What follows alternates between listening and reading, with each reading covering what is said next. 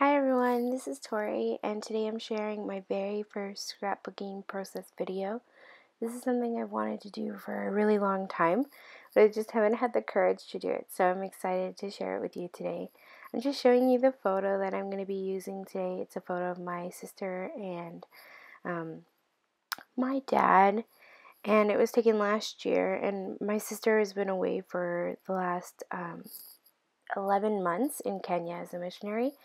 So I really miss her, and I just lately have been wanting to scrapbook photos of her. So I'm just going to show you what I'm doing today and hopefully explain it along the way.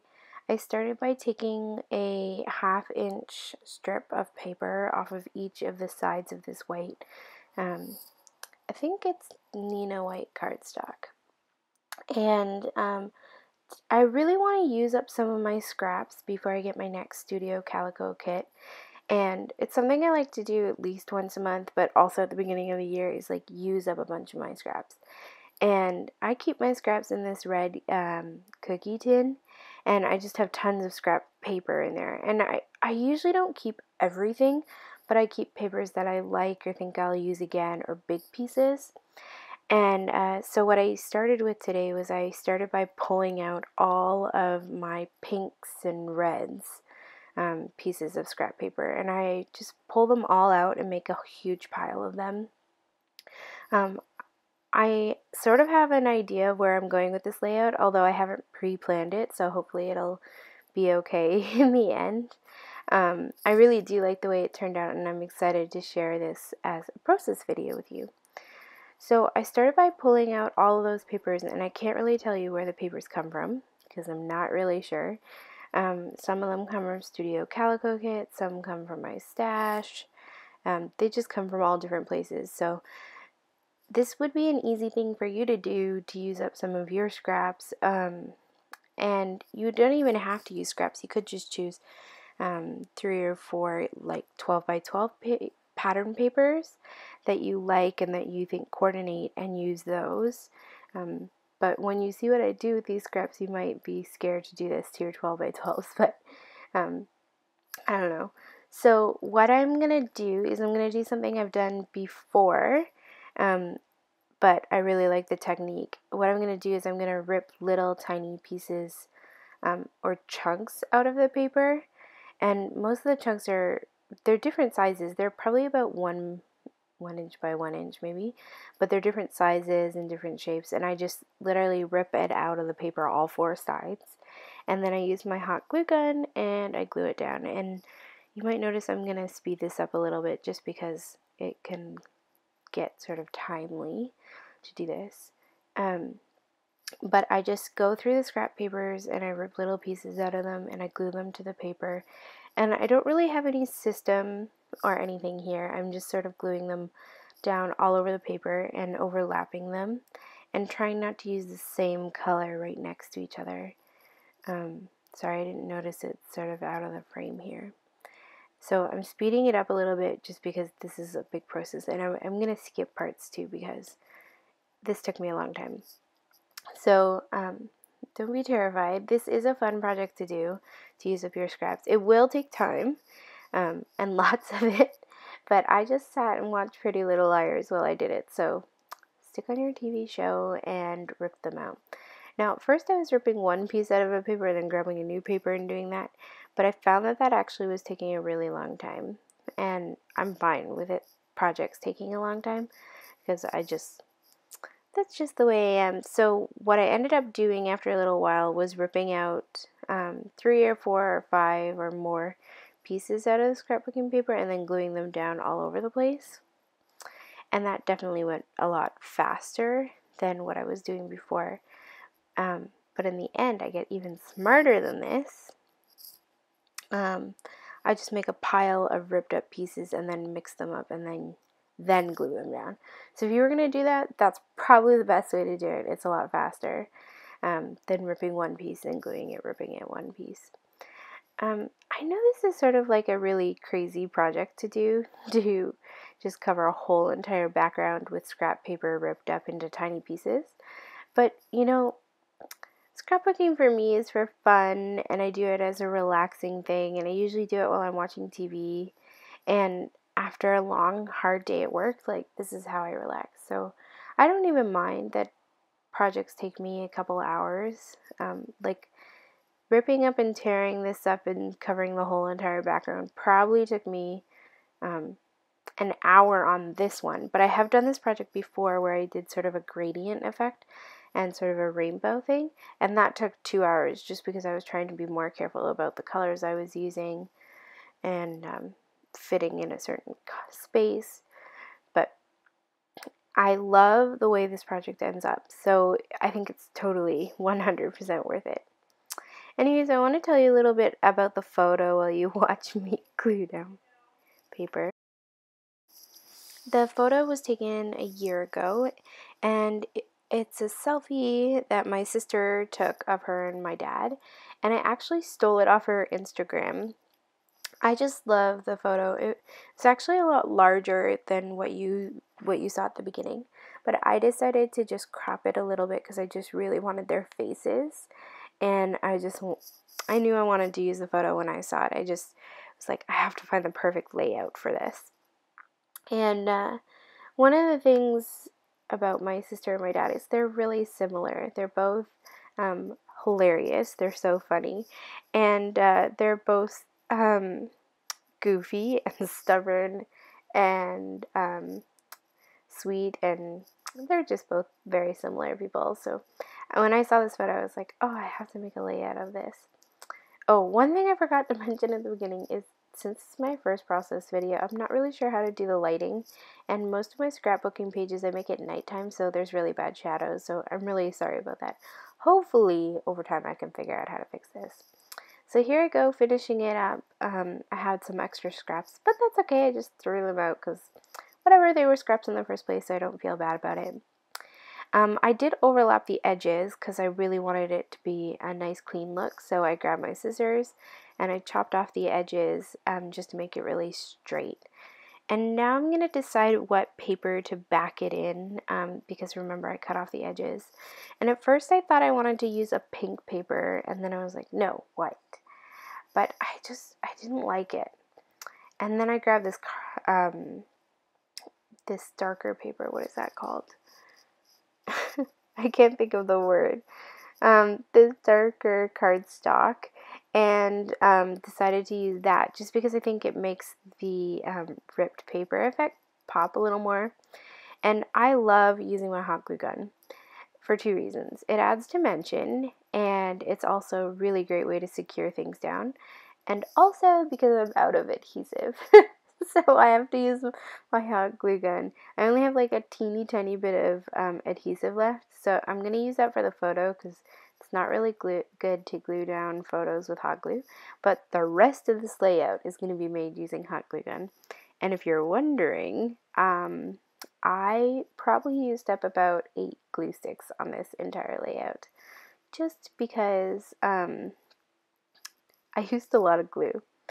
And I wanted to back my photo. I don't know what it is, but I feel like if I don't back my photo, it just doesn't look complete to me.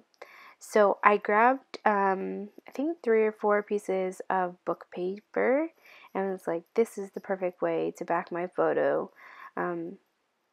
So I tried them out first, and then I just decided to glue them together. And I started by just putting one big piece of glue in the middle and then gluing the pages down, just overlapping a little bit, sticking up all over the place. And I tried to keep it close to the size of the photo because I didn't want them to pull out too much. But I do want some of the words to show. I love that effect. So I'm just overlapping the papers. And these just came from an old book I got at a thrift store that, I don't know, I just ripped the pages out. And I stuck them together and ripped them, and then when it's all done, I'm going to stick my photo on top. And I really like the way that layering of the book pages looks and just draws attention to the photo. When I make scrapbook pages, I really do want the photo to be the center of attention. But I really love making super colorful, crazy backgrounds and using tons of embellishments. So I find that putting a frame around my photos helps. And I'm just using the book pages for that because I think it just draws more attention to the wonderful photo of my sister and my dad. And I'm just adding some extra glue and hardly touching it down just so that it adds dimension. And just as I'm doing that, I remembered what that paper is called. It's called Craft. Oh, I can't believe I forgot that. That's so silly.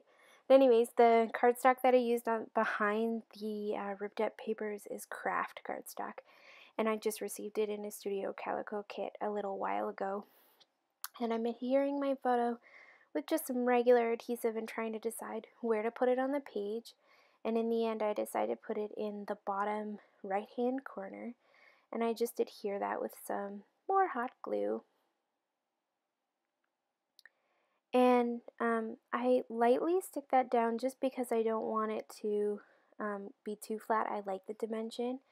And then once I'm done with that, I'm just going to scrunch up some of those book pages and sort of fold them up a little bit, just because I want them to really have that dimensional design.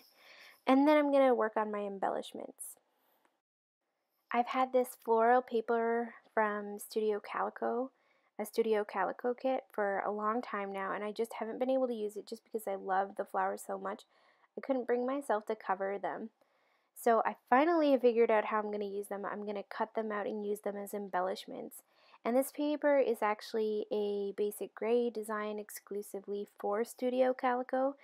And I just chose some of the reds and orangish pink flowers and also some of the black ones. And I'm going to cut them out and use those. And I fussy cut around them and then stuck them in 3 places around the photo and sort of layered them on top of each other. And you could just see that I'm just sort of sticking them. Some are overlapping the photo, some are tucked underneath the photo. And I just created 3 spots because, I don't know, everybody says that you should create things in 3s. So I do. And I sort of layered them on top of each other. And I like the way that that looks in the end. And now I just want to add some other flowers, and I love these, I don't even know what those are called, little flowers. They're like plasticky. And I chose 2 colors, a pink one and then a peach one, and I'm going to layer those on top of the cut out flowers. Oh, and I forgot, I added another one just because I felt like 2 wasn't enough. And I hot glue those down.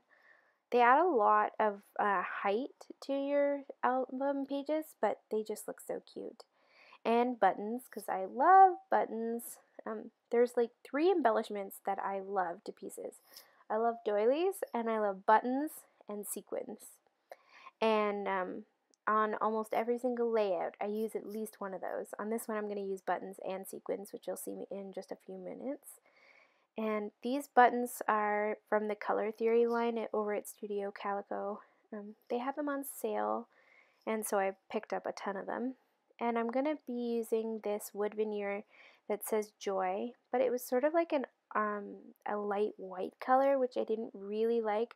So I used a red Copic marker and just colored over top of the wood veneer. And the reason I decided to use this was because my little sister's name is Courtney Joy. And she's just so full of joy, and I feel like this photo is so full of joy too, so I just wanted to use it on this. I had a really hard time trying to decide where to put it on the page. At the end, I decided to put it underneath their faces at the bottom, but I really don't like it there. I feel like it's sort of out of place, and I don't know. But I do like the word joy, and I like how the red sort of matches the page. Here I stuck it under the little papers. And now I'm grabbing some sequins, and I got this cool sequin, I don't know, donut storage thing at the dollar store, just because I have so many sequins and it works really well. And I grabbed some flower red sequins, and I'm just going to stick those around the 3 embellishment clusters. I don't really have any order or sense about how I do this, so I can't really explain why I put them where I put them. I just like spreading them out and overlapping them with the rest of the embellishments. As you can see, I've sort of decided to go with red, pink, peach embellishments on this page just to match with the rest of the page. The only embellishment that I use that don't match exactly are these two flare buttons. They're like foxes, and I just thought they were goofy and cute and just like my dad and my sister, so I really wanted to put two of them on there. And I wanted them to sort of peek out behind the pages, just being goofy and silly. So I sort of tucked one in the bottom embellishment cluster and then one on the top embellishment cluster, and just sort of stuck them slightly behind the paper just so they'd be peeking out.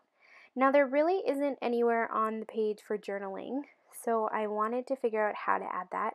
And I have these Jen Hadfield craft pocket tags. They they came in a Studio Calico kit, and there's different patterns and designs on them, and so I just hot glued one of those slightly behind the photo, and I'm going to add a tag later with some journaling for this page. And that works really well because I don't think you could have put journaling anywhere else on the page. And then just to finish off the page, I'm going to add some enamel dots, and these enamel dots come from Say It in Crystals.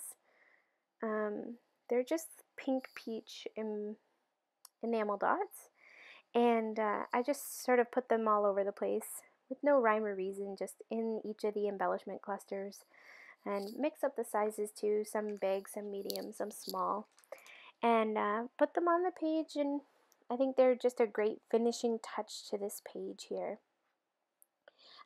Overall, this page was really fun to make with all of the layering and the embellishments. It did take a long time, but it was really fun, and I think it's one of my favorite pages that I've ever made. And here I'm just showing you, it is pretty dimensional because it has all of that layering, the book pages, and then the big clustered embellishments, but I think it's totally worth it. And one thing I've seen over time is that if I design pages that aren't really dimensional, or if I don't add all the things that I want to add, like the embellishments, then I'm not really happy with the page. And yeah, they might take up more space in my albums, and yeah, I might need more albums, but that's me. Colorful, crazy pages with a quadrillion embellishments is totally my style. And I'm just going to show you some still photos here as we go along, and I really hope that you enjoyed today's page as much as I enjoyed making it. Thank you so much for joining me today. Have a lovely day.